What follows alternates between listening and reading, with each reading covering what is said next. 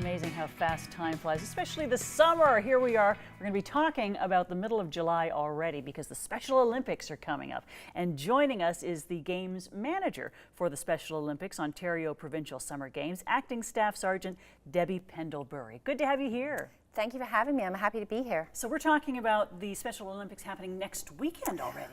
We are, gosh.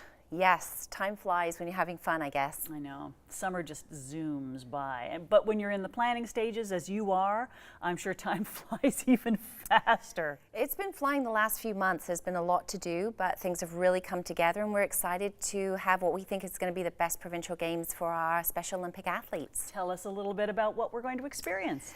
So for those that may not know, Special Olympics is a worldwide organization for people with intellectual disabilities, and the beauty of the organization is it's for anybody, any age, any financial background, any status. It really prides itself on inclusivity, and that's what you're going to see at our provincial games. All ages, 5 different sports: soccer, softball, athletics, bocce, and golf throughout the region, highlighting some of our really great venues and facilities that we have here in the region of Peel. And these athletes take these games quite seriously. They train for them very hard, don't they? They do. There's a process. It's not just a case of saying, I want to come to provincial games. Like a lot of sporting competitions, you have to qualify. With our athletes with intellectual disabilities, they first have to qualify for their sport, whether it be individual or as part of their team. And then they go through an endorsement process. A lot of our athletes are very independent, some live by themselves, but there's a lot of autonomy given to them during the games weekend. So they get endorsed by their family members, by their coaches, as well as having to have qualified within their sport to know that they can have a really great experience when they're here at the provincial games. Love that.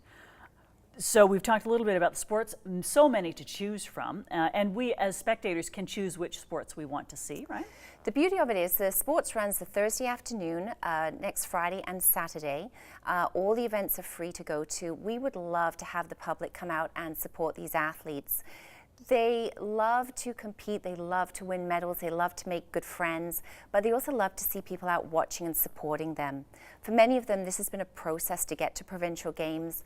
Some have tried for a few years to qualify, and to have some people in the stands cheering them along, there's nothing more like it, and we'd love to encourage the community to come out and show that support. I imagine participating in these games is such a boost to their self-esteem. It does a lot of things for our athletes. Not only does it show them the hard work, or it lets them see that their hard work, their dedication, their perseverance in their chosen sport has paid off.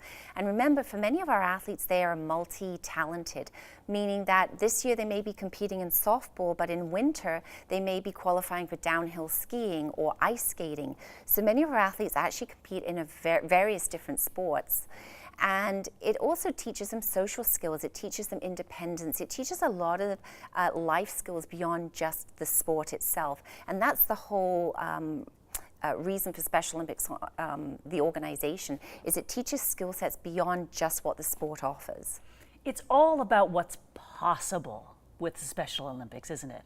You hit the nail on the head there. So Special Olympics is always focusing on what can our athletes do. It is never about what can they not do. We celebrate their successes, and for some of our athletes, the success may not be winning a medal, although obviously they come hoping to win a bronze, a silver, or a gold. But for some of our athletes, what they can do, or their success, is about just being at provincials, having qualified, being in that environment with their friends. So that to them is a major success. So they're all winners that are coming to the games. We have about 30 seconds left. Where do we get tickets, and how else can the community get involved? You don't need tickets. Go online to our Special Olympic 2017 Games website. All the venue facility is there. Everything is free of charge. The fun is free, the entertainment is free, and the great competition is free. And it's all happening next weekend. It is. Thank you so much for being here today. Thank you for having me. It's going to be so fun. Thank you.